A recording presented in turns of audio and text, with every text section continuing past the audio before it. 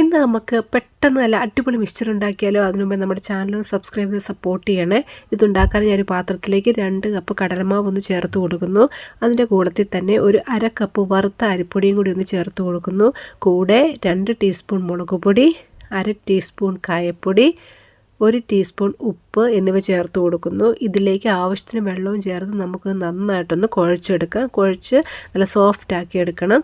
ഇതിലേക്ക് കുറച്ച് എണ്ണയും കൂടി ഒന്ന് ഒഴിച്ച് കൊടുത്ത ശേഷം നമുക്ക് നന്നായിട്ടൊന്ന് കുഴച്ച് എടുക്കാം. ഇതിപ്പോൾ നന്നായിട്ട് ഇവിടെ കുഴച്ച് വന്നിട്ടുണ്ട്. ഇത് നമുക്കൊരു ഇടിയപ്പത്തിൻ്റെ അച്ചിലേക്കൊന്ന് മാറ്റാം. ഈ ഒരു പാൻ അടുപ്പത്തേക്ക് വെച്ചിട്ട് അതിലേക്ക് എണ്ണയൊന്ന് ഒഴിച്ചു കൊടുക്കുക. എണ്ണ ചൂടാകുമ്പോൾ അതിലേക്ക് 2-3 വെളുത്തുള്ളി ഒന്ന് ചതച്ചത് ഒന്ന് വറുത്ത് കോരുക. ഇതിലേക്ക് തന്നെ ഒരു പിടി കറിവേപ്പിലയും കൂടി ഇട്ട് കൊടുത്ത ശേഷം നമുക്കൊന്ന് വറുത്ത് കോരാം. ഇപ്പോൾ ഇത് ഇവിടെ റെഡി ആയിട്ടുണ്ട്. ഇനി ഇതിലേക്ക് നമ്മൾ ഇടിയപ്പം അച്ചിലേക്ക് എടുത്ത് വെച്ച കടലമാവ് ഒന്ന് ചുറ്റിച്ച് കൊടുത്ത് നമുക്ക് നന്നായിട്ടൊന്ന് വറുത്തെടുക്കാം. ഒരു വശം ആയിക്കഴിഞ്ഞാൽ നമുക്ക് ഒന്ന് മറിച്ചിട്ട് കൊടുക്കാം. തീ ഒരു മീഡിയം ഫ്ലെയിമിൽ വെച്ച് കൊടുത്താൽ മതിയാവും. ഇപ്പോൾ ഇതിൻ്റെ 2 വശവും ആയിട്ടുണ്ട്. നമുക്കിതുപോലെ ബാക്കിയുള്ളതും എല്ലാം ഇതുപോലെ വറുത്ത് കോരി മാറ്റി വയ്ക്കാം.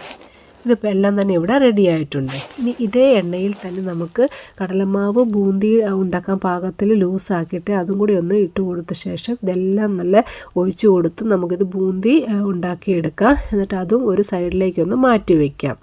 അപ്പോൾ ഇതെല്ലാം തന്നെ ഇവിടെ കോരി മാറ്റി വെച്ചിട്ടുണ്ട്. ഇനി അതേ എണ്ണയിലേക്ക് 1 കപ്പ് കടലയും കൂടി ഇട്ട് കൊടുത്തൊന്ന് വറുത്തെടുക്കാം.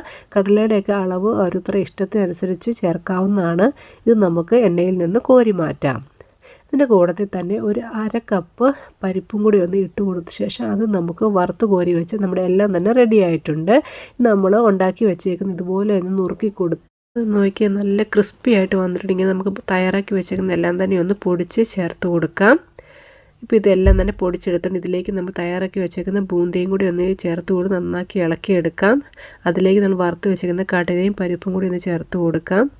എന്നിട്ട് വെളുത്തുള്ളിയും കറിവേപ്പിലയും കൂടി ചേർത്ത് കൊടുക്കുക. ഇതെല്ലാം ചേർത്ത് കൊടുത്ത് നന്നായിട്ടൊന്ന് മിക്സ് ചെയ്തെടുക്കുക. ഇത് വളരെ എളുപ്പമാണ് ഉണ്ടാക്കാനായിട്ട്. അപ്പോൾ എല്ലാവരും ഒന്ന് ഇങ്ങനെ ട്രൈ ചെയ്ത് നോക്കണേ.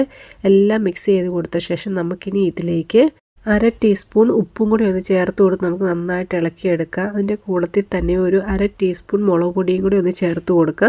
എരിവൊക്കെ ഓരോരുത്തരുടെ ഇഷ്ടത്തിനനുസരിച്ച് മുളക് പൊടി ചേർത്ത് കൊടുക്കാവുന്നതാണ്. ഇതെല്ലാം ഇട്ട് കൊടുത്ത ശേഷം നമുക്ക് നന്നായിട്ടൊന്ന് മിക്സ് ചെയ്തെടുത്താൽ നല്ല അടിപൊളി ടേസ്റ്റുള്ള കേരള സ്റ്റൈൽ മിക്സ്ചർ ഇവിടെ റെഡി ആയിട്ടുണ്ട്. ഇത് കഴിക്കാൻ തോന്നുമ്പോൾ ബേക്കറിലോട്ട് പോകാതെ വീട്ടിൽ തന്നെ നമുക്കിത് പെട്ടെന്ന് ഉണ്ടാക്കിയെടുക്കാം. അപ്പോൾ മറ്റു വീഡിയോയുമായി കണ്ടുമുട്ടുന്നവരെ tata bye bye, see U.